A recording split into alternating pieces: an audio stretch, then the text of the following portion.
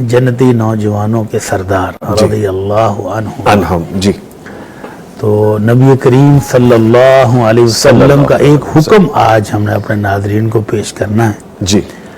نبی رحمت صلی اللہ علیہ وسلم کے ساتھ محبت کرنا، آپ کے ساتھ پیار کرنا، آپ سے عقیدت کی انتہا رکھنا، بلکہ آپ نے زندگی میں ہر شخص جس کے ساتھ پیار کیا اس کے ساتھ بھی پیار کرنا، یہ ہمارے ایمان کا لازمی حصہ ہے. جی.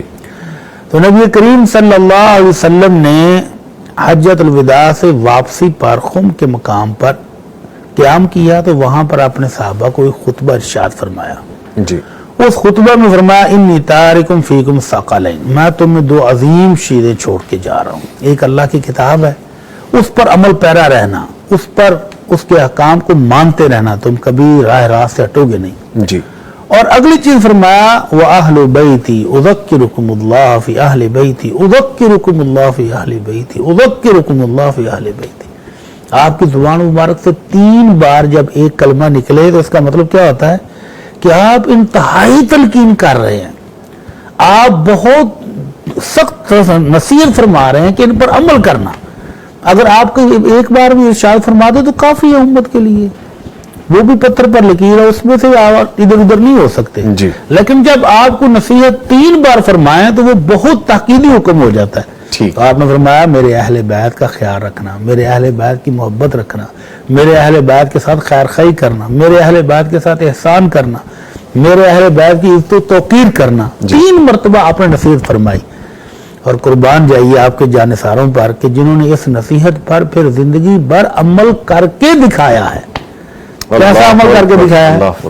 آپ سیریز دکھا رہے ہیں سیدنا ابو بکر صدیق، سیدنا عمر فاروق، سیدنا عثمان غنی، سیدنا علی رضی اللہ عنہم اجمعین.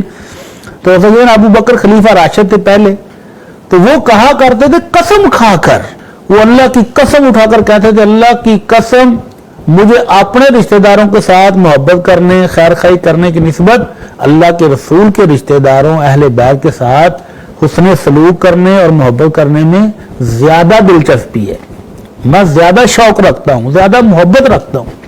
اور سیدنا عمر رضی اللہ تعالیٰ عنہ جب خلیفہ راشد بنے تو ہر معاملے میں اہل بیت کو فوقیت دی ہے، وظیفے مقرر کیے. تو اہل بیت کے عام صحابہ سے ڈبل وظیفے مقرر کیے.